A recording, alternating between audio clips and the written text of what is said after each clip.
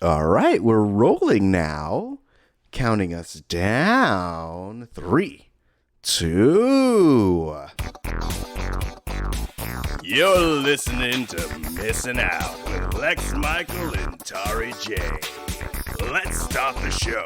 Hello there, Misketeers. Welcome back to Missing Out. I'm Tauri J. I'm Lex Michael. And if this is your first time listening, what we do here is we introduce each other to different media, whether it be movies, music, television, spoken word, books, experiences, things that have built us up as people.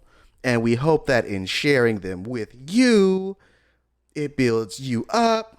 We are the retrospective that is introspective. I like what you did there. Thanks. I would buy that intro for $1. Ah, I see.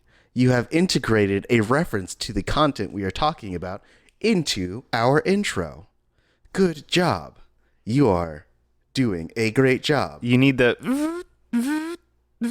Tari worked extensively with a mime to get the body language down for his performance as RoboPodcaster, but this is an audio format and all his work has gone to waste. I think they can hear it in my voice. The more robotic I become, the more robotic my voice is as well. Lex Michael, you have brought this in for us. Can you pitch it to the people?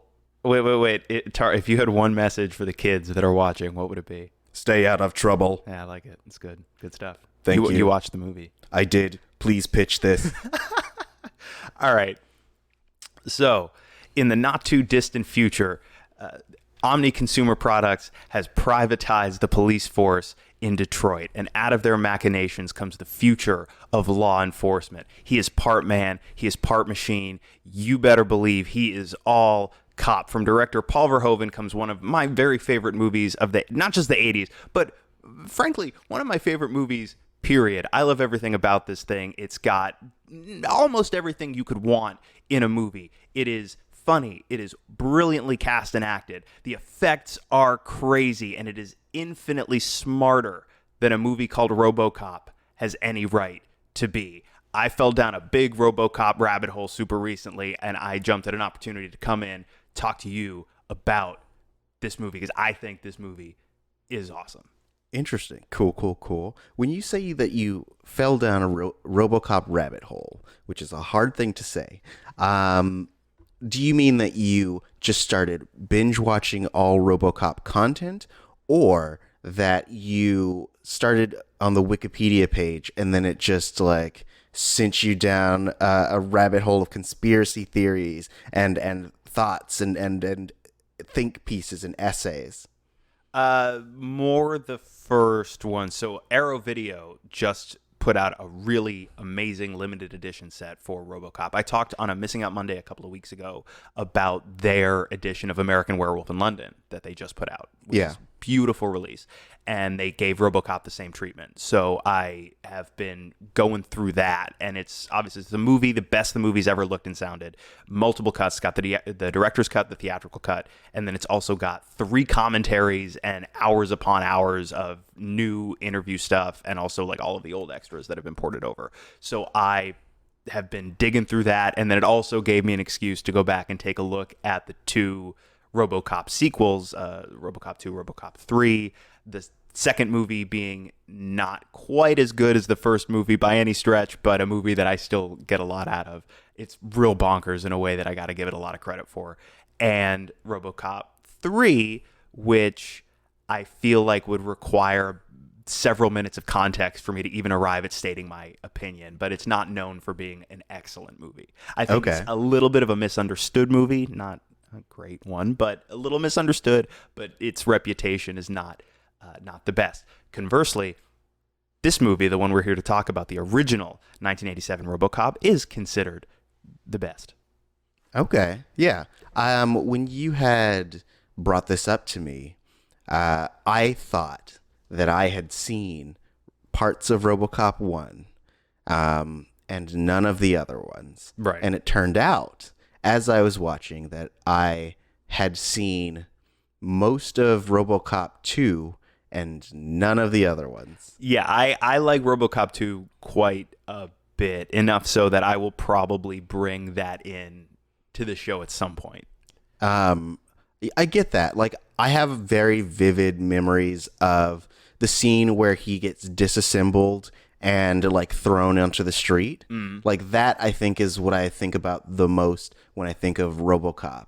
That and their failed attempts at other RoboCops, Yep. which was like a super depressing storyline about how like they kept trying to make cops into RoboCops and they just kept self-terminating.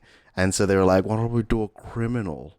And then that, as you might imagine, turned out poorly for everyone. I do like Tom Noonan as a brain in a jar for a sequence. Yeah. I'm a big fan of that. And also, somebody pointed out recently, or I heard it pointed out recently, that the fight at the end of RoboCop 2, which, by the way, is this great stop-motion fight, it does feel like you're watching two action figures fight each other, but that Right. does feel very, very appropriate for the tone of the movie. Yeah. I think the stop-motion work is fantastic, but the fight resembles more than a little bit the fight that would come almost 20 years later in the first Iron Man between Tony Stark and Ironmonger. Yeah. Like in terms of their sort of designs and their sort of design relationships to each other, and even some of the moves that they're dropping on one another feels very much like RoboCop 2. Yeah. I mean, I wonder if it was an homage. Would make a lot of sense. It's a guy who walks around in a robot suit doing justice.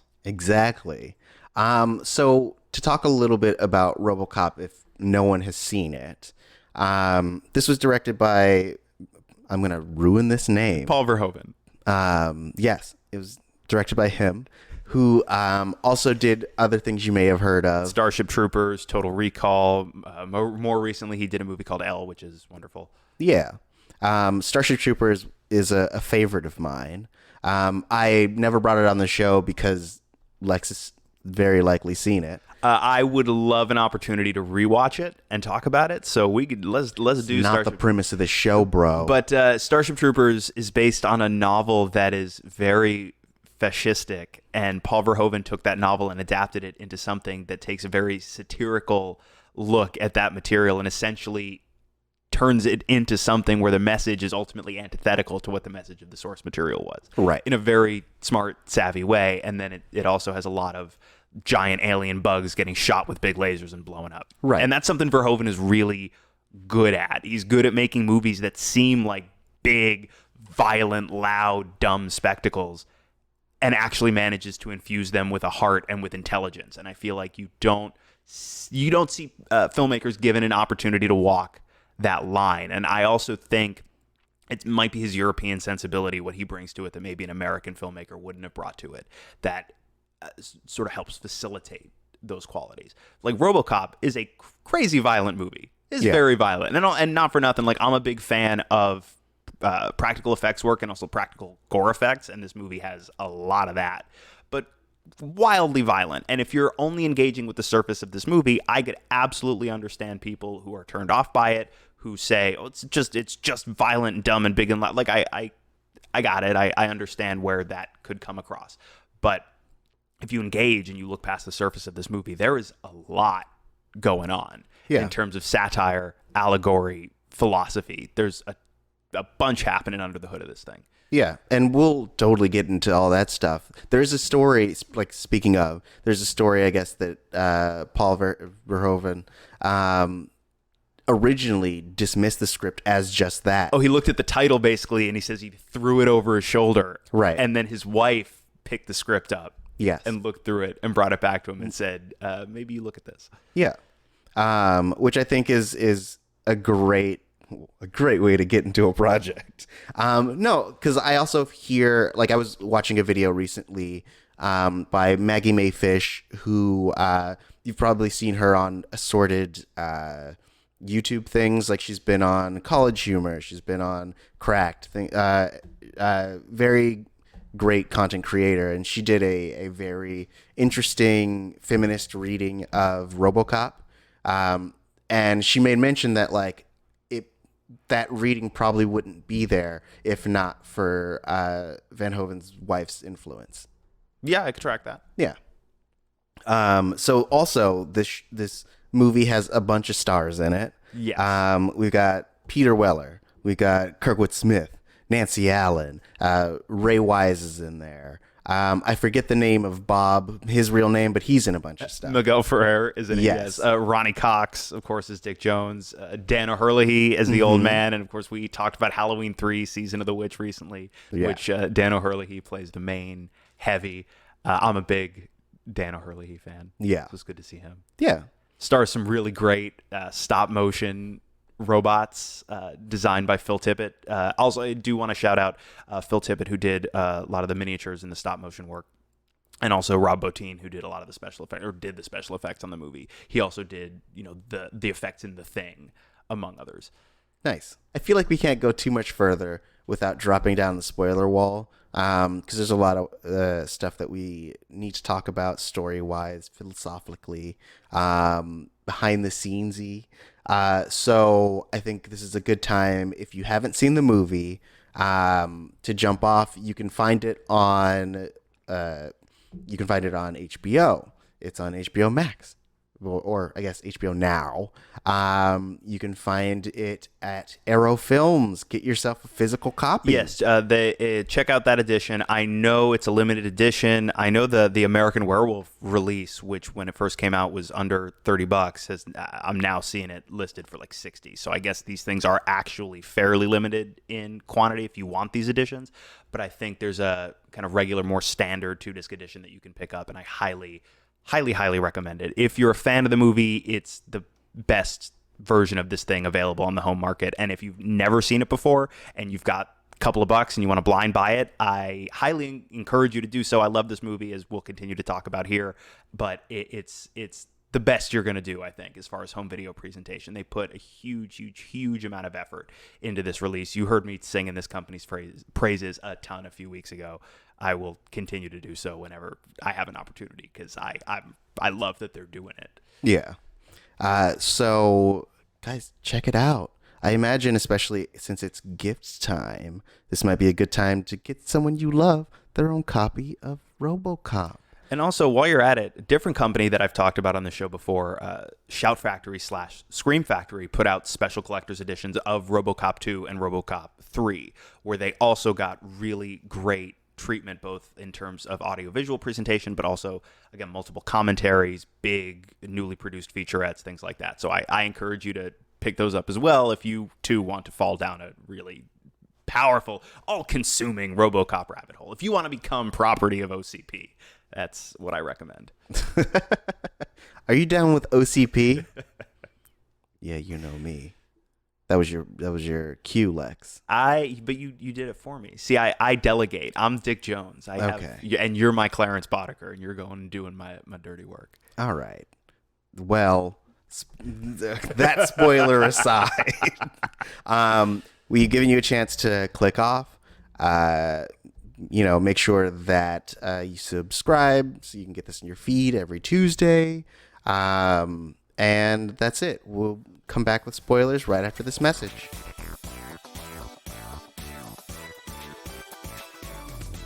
And we are back. So, Lex Michael, if you were to try to give a quick synopsis of this movie, what happens in RoboCop? So the real quick backstory, which was part of my pitch, is essentially it's the not too distant future, and it's a future that it's upsetting how day by day the future depicted in the RoboCop movies looks more and more like the present that we live in. But this massive corporation has succeeded in effectively privatizing the Detroit police, and they are capitalist first and foremost, and they're trying to figure out how can we boost our earnings while essentially sucking funding away from public services, including the police. So part of that initiative is to try and design these technological advancements in law enforcement. Again, not necessarily in the interest of the public good, but more in the interest of continuing to make money and line their pocketbooks. Right. One of the ideas proposed by an executive by the name of Bob Morton, played by Miguel Ferrer, is called RoboCop. The idea being, and they sort of gloss over the fact that they're well aware that the quote unquote volunteer needs to die so that they can use their body, essentially. Right. There's one quick line about how they've restructured the police department so that the best officers are being placed in the areas of highest risk where they're the likeliest to be killed. Yeah. So they can take the best officers, use them for that. So as part of this process, an officer played by Peter Weller by the name of Alex J. Murphy is transferred to this precinct in Old Detroit, and he's a great cop. He's partnered with Ann Lewis, played by Nancy Allen, who I think is gets to be a really awesome, strong female character without being at all sexualized. Like Paul Verhoeven was very explicit about the fact that he did not want there to be any sexual or romantic tension between Lewis and Murphy. They're partners, they're equals. I really like the character of Lewis in this first movie. They do my girl dirty in the sequels. Oh, do they? It's no good. So I had read that Paul had her cut her hair a bunch of times so she could be less and less, I guess, sexy. Mm-hmm. And it also, in the great reading by Maggie Mae Fish, she talks about how the look that they gave her is basically a mirror image of Alex Murphy. Mm-hmm. And so like looking at her is basically like looking at a female version of him, which I thought it was a really interesting aspect. Yes. But also, despite Paul's attempts, I found her sexy as hell. She's so attractive. She's so cute. She's a little bit. Oh, yeah. No, it's tough. At the very end, her delivery of Murphy, I'm a mess. It's very difficult not to have a giant crush on her. Yeah. I am O. Yes. Okay. I speak kid. So he's partnered with Lewis, who's another fantastic officer. And again, Murphy, great cop. That's why he's here.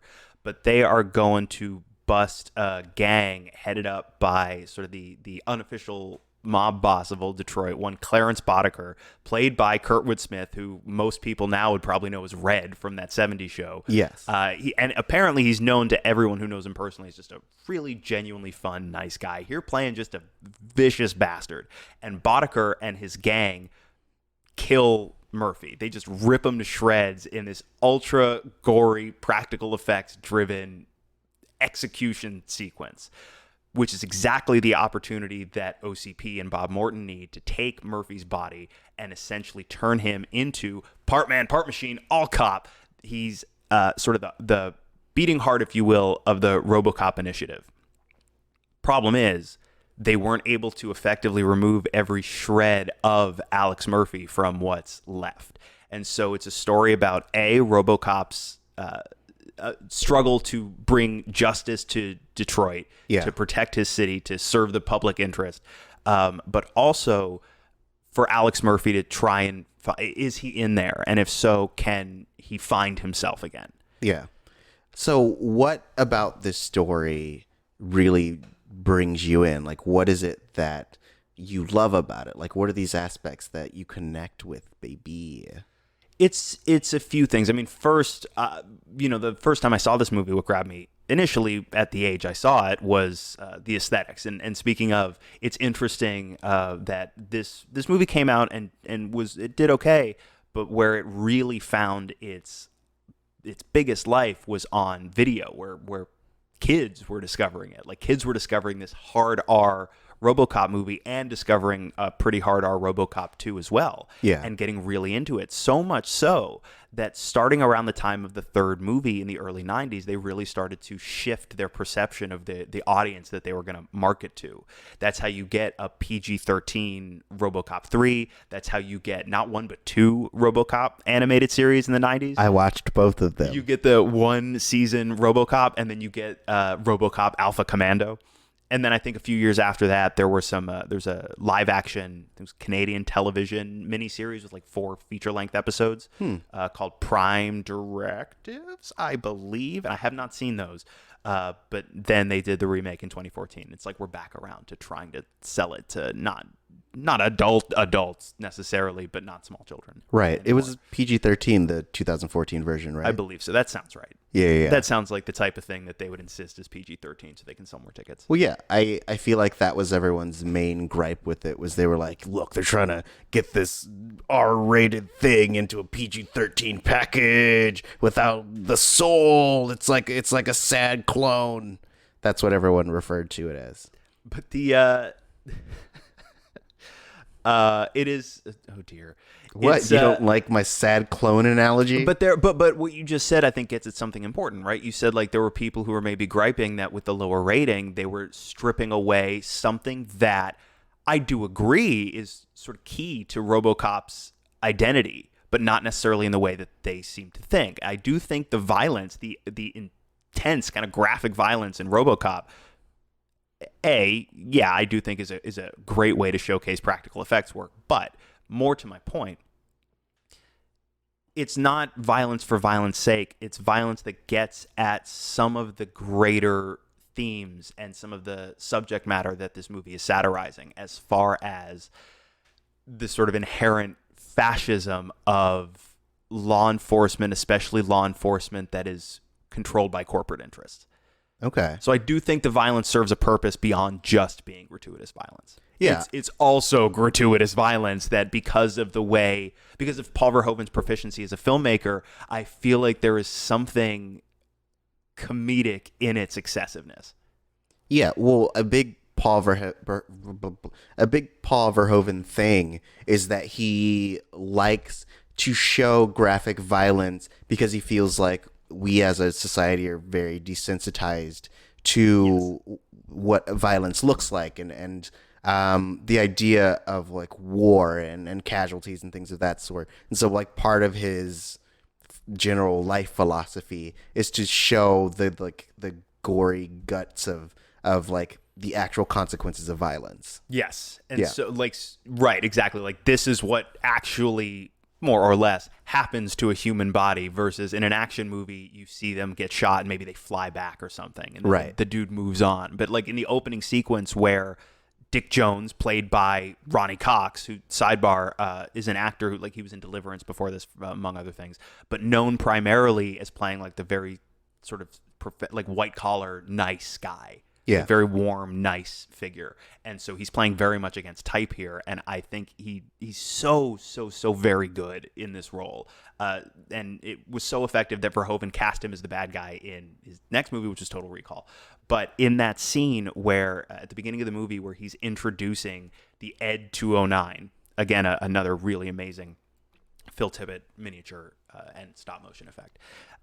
As this is my plan, and it goes horribly awry when poor Kenny's ripped to shreds in a hail of bullets. Yeah, and you see this poor dude, like this dude must have been bruised to shit, the number of squibs that go off on his body. Yeah, just riddled and crazy, just blood splattering everywhere, and it's harrowing. it's almost hilarious how harrowing it is. It's just like, Jesus Christ.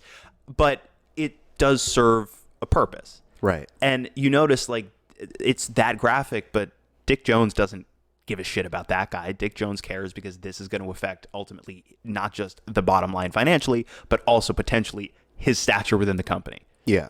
And so that's sort of what I mean when I say the violence does serve a purpose. The violence says a lot about the world. The violence says a lot about the characters who occupy the world. And I think the violence says a lot about,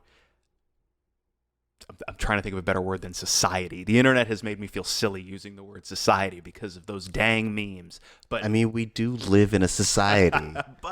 but I think the violence serves multiple greater purposes than just being gratuitous. So I do agree in a way that stripping that out does rob RoboCop of something that is in certain ways essential to its identity, just not for the reasons that I think these people might think it's essential to its identity.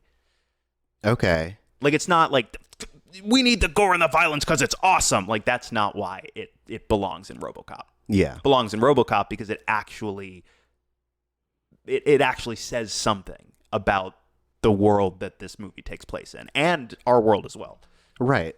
So, I mean, I guess that said, I know that there are a bunch of different readings of this movie, and none of them, like, specifically overt. Like, no one turns to the camera and is like, well, here's what we learned today through our sequence of events involving this robotic cyborg. So, like, I guess I have to wonder, because this is my first time watching it, and so, like, when I watch something for the first time, I am intaking, like, the events that are happening, and I can interpret them to a point, but like I feel like usually it's after the second or third that I really start to dive into the themes. So like, what are people's readings of this movie? So there is obviously there's the sort of corporate and law enforcement satire. There's also, of course, a look at sort of crass consumerism and how things are sold to us, and how like you notice like they do the media breaks throughout the movie, and you will have these sort of silly commercials. Like there's the one battleship style game that's essentially about nuclear annihilation. Yeah. You'll cut back from this sort of very jovial commercial spot to this news segment where it's like 5 people, including 2 former U.S. presidents, died horribly, blah, blah, blah, blah, blah. So looking at sort of the contrast in the way information is presented to us, how these horrors can in a lot of ways become so normalized because you go from something that is so tonally bright to something that is so deeply horrifying in the span of that much time. Right. There we go. In the span of that much time.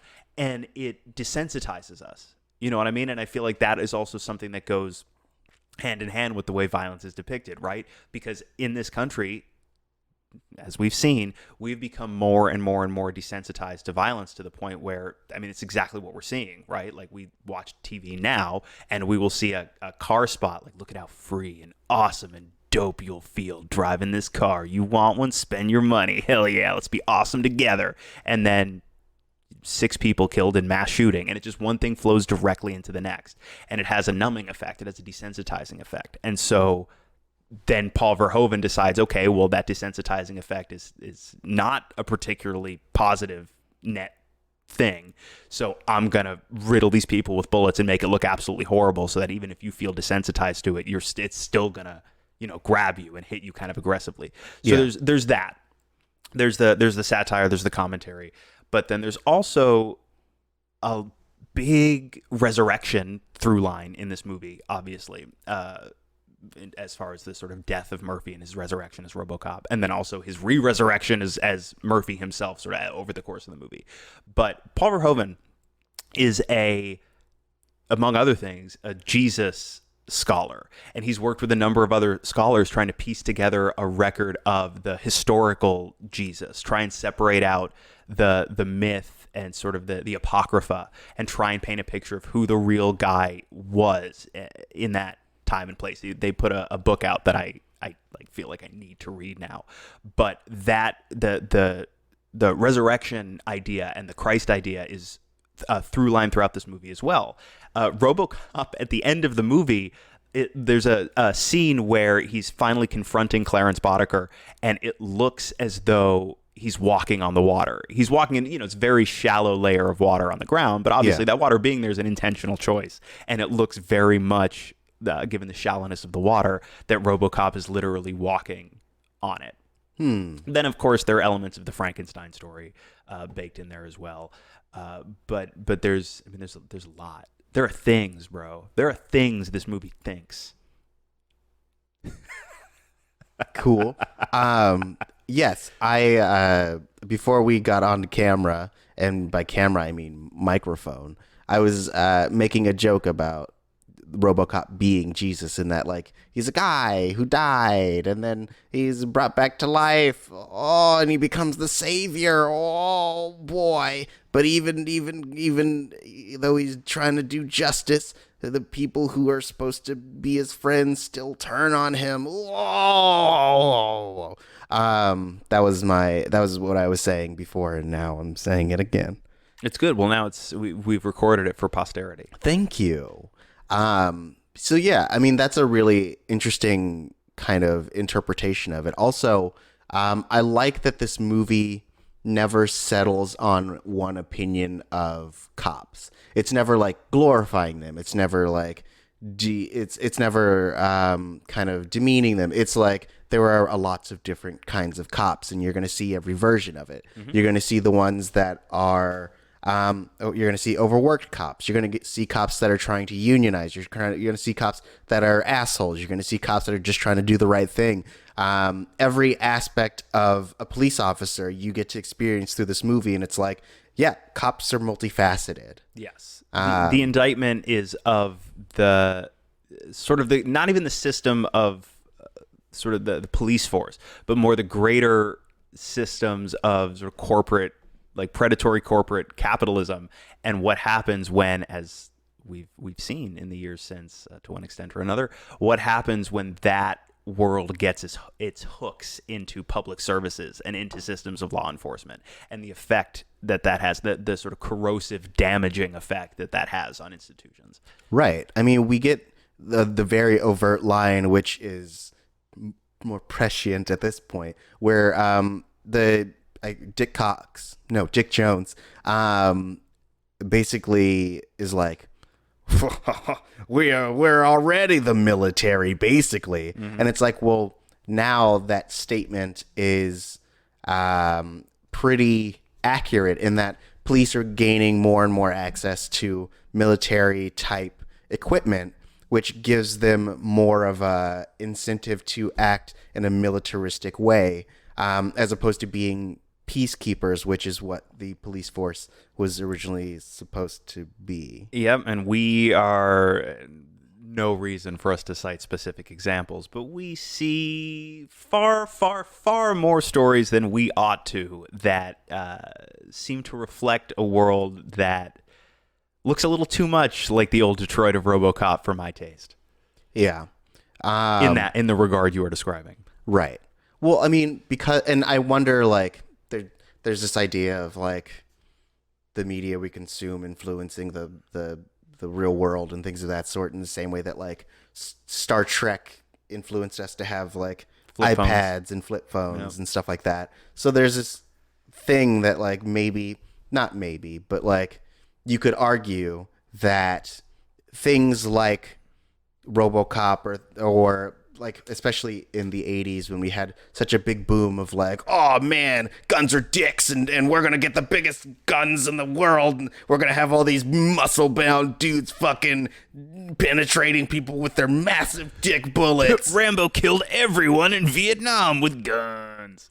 And you have to wonder how that influenced the people who go into these, because, like, people who watched RoboCop as kids are now old enough to join the force and have been in there in a long time, and there's a cool aspect, if you're not really looking for the other layers, to be like, oh man, look at this dude going into this cocaine warehouse and just shooting everyone in the chest without prejudice. It's an interesting conversation to have, right? And RoboCop is a totally reasonable example of this. I agree that there are a number of instances of people ingesting material and not really wrapping their heads around it in its entirety, and maybe not taking away the points that the thing is trying to make about violence, for example. Right. I absolutely agree that happens. I don't necessarily agree that it's the responsibility of the filmmakers to, you know what I mean? Like, I don't think it's on them how it's necessarily interpreted every time. Now, of course, in 2019, coming up on 2020, things have changed in such a way where I do think it's worth considering these things ahead of time.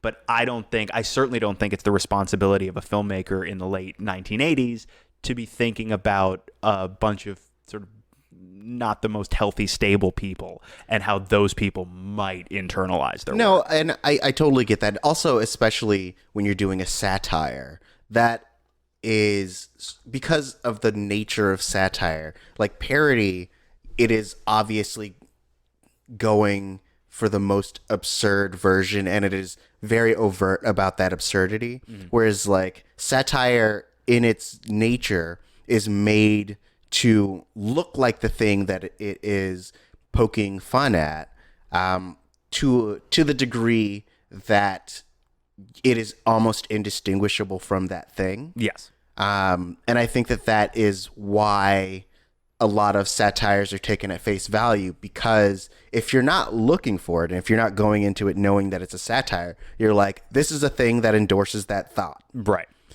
Which is another reason why people had issue with Starship Troopers, in that like Starship Troopers has very overt Nazi iconography. Yes.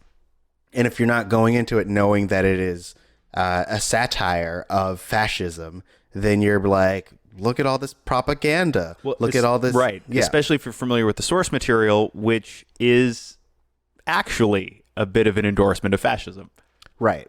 So I think that's the hardest part about it, is especially if people are consuming, as you were saying, like people who consume this a lot in home video were kids. When I saw it, when I saw RoboCop 2, Right. I was a kid. And so I wasn't like, oh, look at all these layers. I was like, it's sad that this guy is a robot and now he is getting taken apart. It is sad that this other guy is a robot and now two robots are fighting. Dope.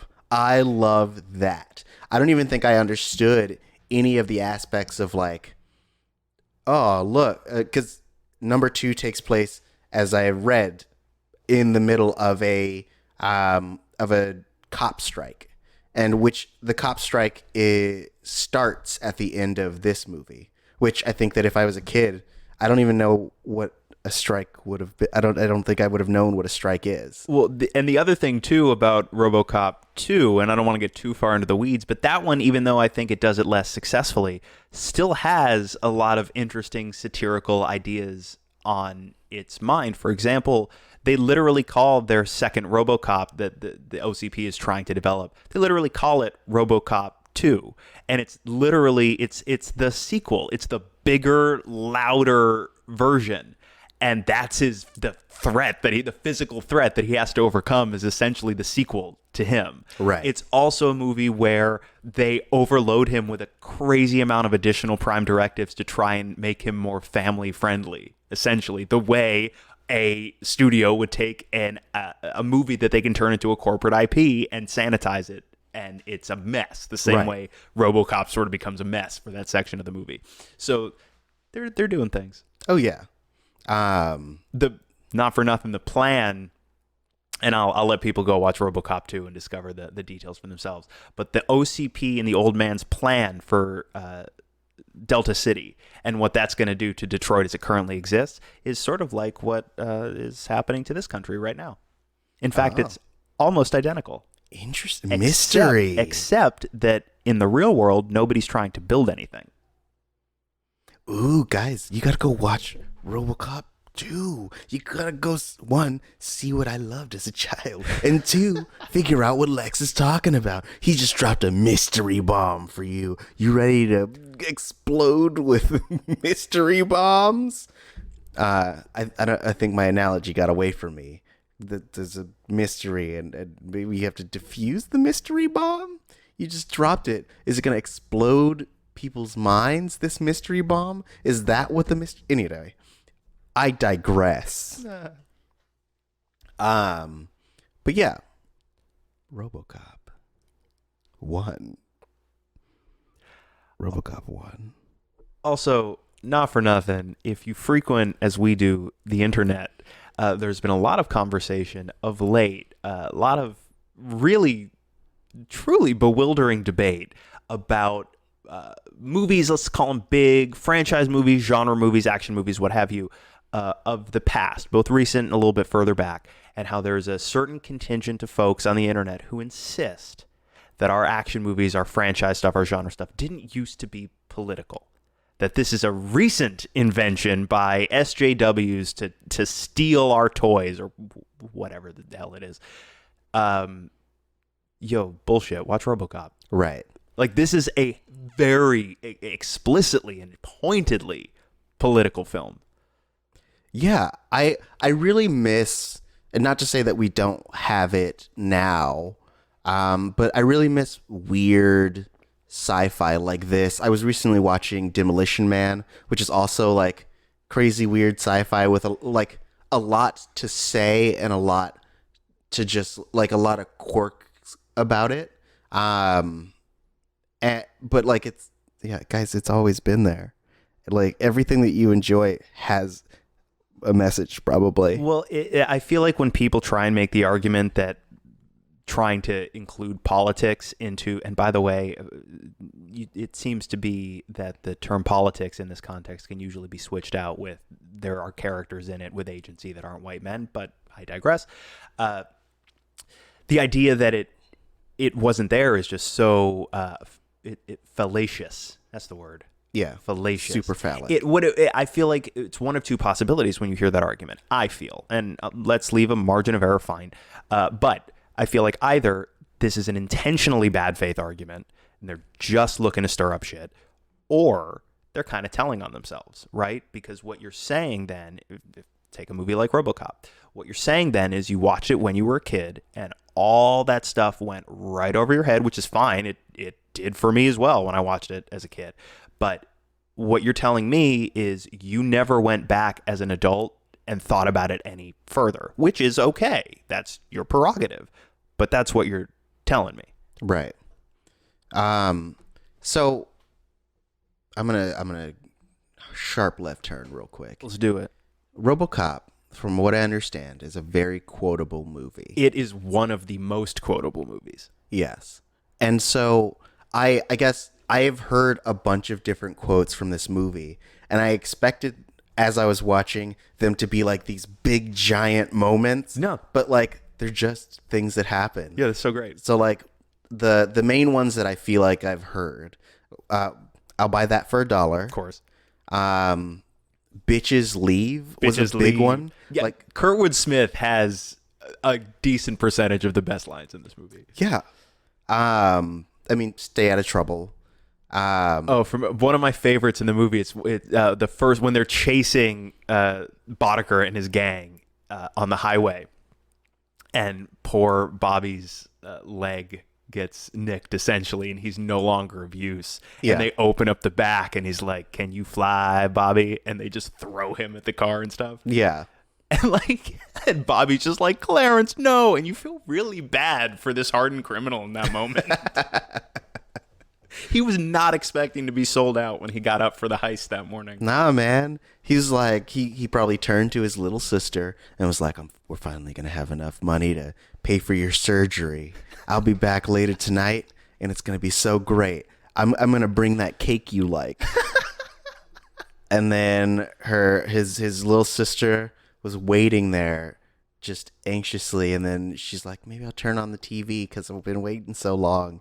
And they're like, this guy was murdered. Oh, boy. He's part of a heist, and he's never going to give any money ever. Anyone who's related to him is also going to be indicted as a conspiracist. A conspiracist? Yeah. It's like conspiracist. But very refined. Yes. Yeah. Yeah, that's how they talk in Detroit. I don't know if you've ever heard a Detroit accent, but that was it. That broke something in me. We'll fix it. Just like RoboCop fixed himself. What else you got? What other ones jumped out? What else when you saw it you were like, "Oh, it's words from my past."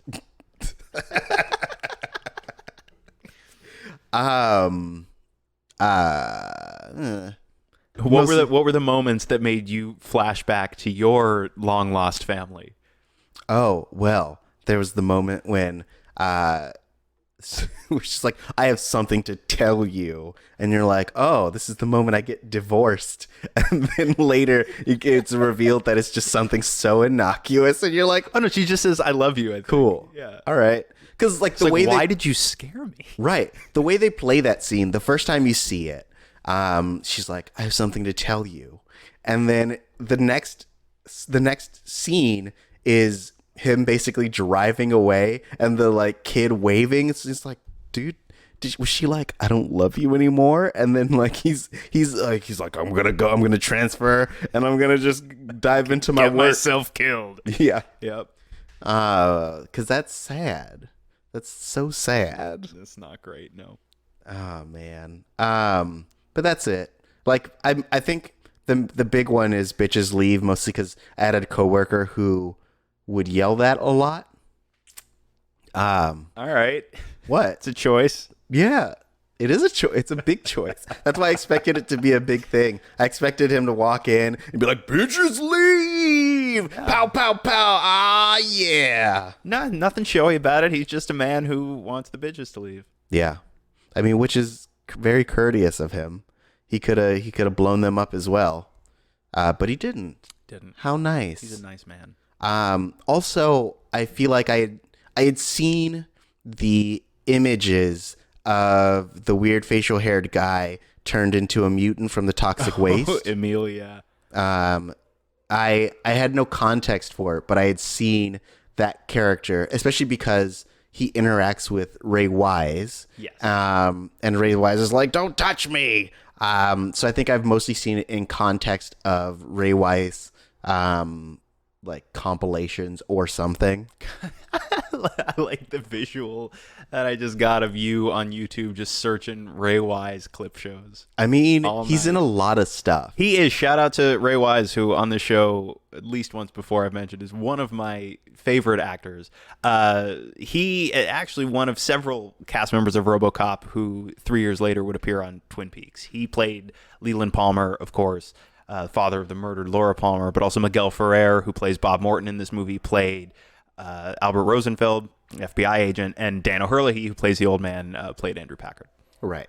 Yes. I think we talked about that when we talked about Twin Peaks. But apparently that's a big coincidence. Like, they didn't look at RoboCop cast members in particular. It's just when they were casting Twin Peaks. Just like, these guys are good at actor things. I mean, there's also a chance that, like, at some point, one of them was like, yo, why don't you bring in my friend Dan O'Herlihy? And then Dan was like, yo, have you heard of Miguel Ferreira? And Miguel was like, hey guys, I'm just here. I like being here. It's so fun. Also, bit of trivia that has no particular import where RoboCop is concerned. If you didn't know, Miguel Ferreira and George Clooney are cousins. Oh, cool. Yes. That's what I got for you. Thank you. On that subject. Cool. There's a little bit of trivia in and out real quick. Yeah. Ooh, man. I love those trivia in and outs, baby. Like the little stabby, like the thing that connects to computer terminals that pops out of Robo's wrists that he stabs Clarence in the neck with. It's like that. In and out. That is a thing that when you have robot characters, they always have, like, so R2-D2 has one of those. Yeah. There's different characters. I can't remember. They, like, pull their finger off and interact with the computer as well. It's a big thing that people feel like robots should have, and why would they have that? Because it was the 80s. Like, that's actually my answer to that question. Is like they didn't it's a computer. I feel like that's actually the entirety of the thought process. Like, I don't know, it's a computer guy, so he should be able to talk to other computers. And all the computers look like this in the pseudo future that we project in 1987. Uh-huh. And I really feel like that's it.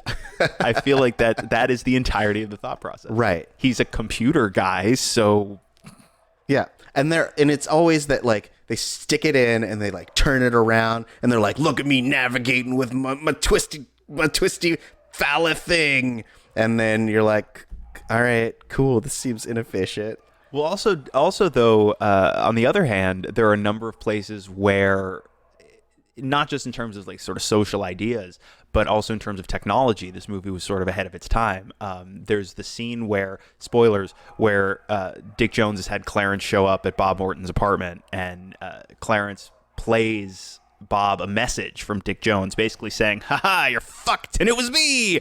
Yeah. But he plays it on what's essentially a DVD. Mm-hmm. But DVDs wouldn't be a thing for about a decade at that point. Or they would exist, but like a big consumer thing for about another decade. It was just the discs were just sort of designed to contain audio content at that point. Yeah. So OCP invented DVDs. Oh yeah, That's my point. exactly.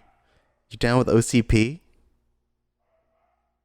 You have to be me. I didn't sign a release for this portion. All right. I signed a release for the rest of the show. I didn't sign a release for your call and response segment. Boring. You're ruining the show, Lex Michael. Everyone's here for that call and response content. They're just waiting. If someone in their car was like, fucking say it! Say the words! Like somewhere on the 405, Paul Verhoeven is pissed. Geez. All right. So do you have any final thoughts about RoboCop?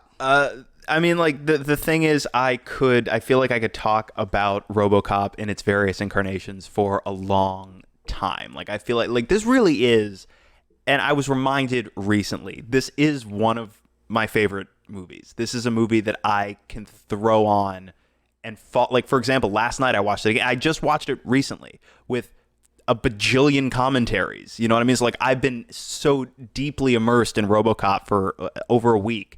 And last night, in preparation for the show, I thought, well, I guess I'll watch it again. Do I really need to watch RoboCop again already?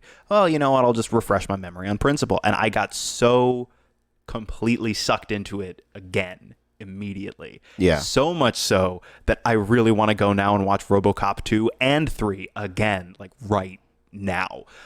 It really is. Like I was, so point is, I was reminded fairly recently that this really is one of my favorite movies. I feel like this movie, it doesn't do everything movies can do, certainly, but it does most of the things that movies can do. And I think it does it exceptionally well. I think it is one of the best movies of its kind ever made. I think it is a stone cold classic. I think every single element of this thing excels. We haven't really even talked about the cinematography. Like there are shots that are genius without being especially flashy. It's amazing how they're able to composite some of the miniature effects into shots with your physical actors in the physical spaces. Got to shout out. There's a more flashy example actually of a shot that I love that's early in the movie where for the first time you've got Bob and you've got Johnson and you've got Kenny, and they're walking into the boardroom. They come out of the elevator, and there's this shot that's of them entering the boardroom, and they're sort of following the camera, but the shot continues around them, and we introduce the old man and Dick Jones in the same shot as they take their seats in the boardroom, and the camera works its way around the entire table and back till it settles finally next to a model of the sort of Delta City, and you can kind of get a big view of the boardroom, like shots like that, where I just think the execution of shots like that is brilliant. And then I also would be remiss if I didn't shout out the music by Basil Polidorus. This score to me is instantly iconic. I have one of those Pavlovian responses to the main RoboCop theme. It's one of those I hear it and I just get happy. Yeah. I think it's like the way, like, the Star Wars theme has that effect on some people. I think the Harry Potter theme has that effect on hardcore Harry Potter heads and stuff. I feel like I have that response to the RoboCop theme. Yeah. I love this movie a lot. I can talk about it at even greater length, and I probably will, whether the company I'm in wants me to or not. But I encourage it, and like I said a couple of times, I highly, highly encourage you, if you're a fan or if you've got a couple extra bucks and you want to give it a shot and you want to commit super hard, I cannot recommend Arrow Video's recent limited edition 2-disc release enough. And if you get their sort of deluxe edition that's out right now, you get this beautiful kind of hard case with the discs inside. Like, you got your smaller Blu-ray case inside of it with the reversible artwork. You got an 80-page booklet that's just full of writing on the movie, original production notes, information about the cast and the filmmakers, and new essays about the movie and its legacy. You've got a big fold-out double-side poster, and then you've got a lot of like lobby cards, postcards, and stuff in there. It's awesome, and last I checked, it was still under $30 for that price, for that much RoboCop. It's a steal. So I highly, seriously, highly, highly encourage it. Also, physical media is better. Don't at me.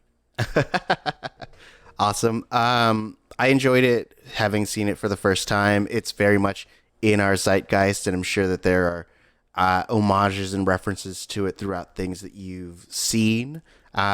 So guys, check it out. As I mentioned, there's the physical copy. You can also watch it on HBO as of this recording. So check it out. Thank you for joining us this week, everyone. We've missed you. We hope you had a great Thanksgiving. Lex, don't you have a project that you're working on right now? I always have several projects I'm working on, but if I had to guess, I Yes. think the one you're referring to Uh-huh. is that I've been podcast cheating on you a little bit. Oh. It's true. This has never been exclusive. Really? Never. I feel betrayed. That's your fault. I made this very explicit from the very beginning. You signed a document. In my defense, this print was very small. Right. But also, your lack of call and response made the whole contract null. I see. There was a tiny clause in even smaller font. Right. Yes, got it. No, I just recently launched another podcast that I do with my significant other. Yes, don't clutch yourself too hard. I'm in a relationship with someone that is not Tauri J. Tauri just told me we've never been exclusive, which is news to me. So I can't feel too terribly guilty. But I'm in a relationship with a wonderful lady named Marianne Ramish, who is an actress, a writer, a YouTuber, and a big fan of the show, nay, the pop culture juggernaut that is Friends, the sitcom that this year is celebrating its 25th anniversary. I myself, not fan of the show Friends, and before anyone comes at me with torches and pitchforks, I don't mean I think it's a terrible show. I'm just not a big sitcom guy. I never thought there was anything there for me, never watched it, never kept up with it. I don't think it's for me at all. So we launched a show entitled Friends with Benefits, in which a couple, myself and my lady, watch the entire series, episode by episode, and Marianne attempts to, let's say, indoctrinate me into the ways, into the cult of Friends. So we look at it from both a critical perspective and a fan's perspective. It's going to be quite a journey that we've embarked on now. You can find this podcast on iTunes. I know it's on Podbean, and it's going to be everywhere else pretty soon. But go check that out. Go take this harrowing journey with me as I climb the mountain of some sitcom something branding pending. Mm-hmm. Yep. Doing the stuff. Spoilers, I still don't know if this show is for me or not. But we're gonna find out if it ever becomes more for me together on this program. We do have a lot of fun doing it, so go check that out. It's on, like I said, iTunes and Podbean right now, everywhere else pretty soon, and social media, you can find it at Friends with Pod on Twitter, I believe, and Friends with Benefits Podcast on Facebook, and you can check the Facebook page for updates. Awesome. But it's me. It's Lex Michael talking about Friends. Hell yeah. How many of us have them? Doing a thing that I never thought I would do, which is talk about Friends. But no, we're having a good time doing the show, and we're just getting started. It's going to be a very long journey. Yeah. So catch it every Thursday. And where can people find you if they want to chat with you? So me personally, am on Twitter and Instagram at the Lex Michael.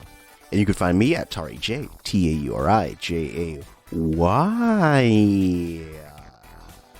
But most importantly, you could find this podcast at Missing Outcast. That's MissingOutcast on Instagram and Twitter. Thanks again for joining us. We hope that you'll be around for the remainder of the holiday season. We hope that in the midst of your travels, we are one of the things you listen to on your plane, train, or automobile. We'll see you next week. Until then, this has been the retrospective that is introspective. And now you have a new perspective.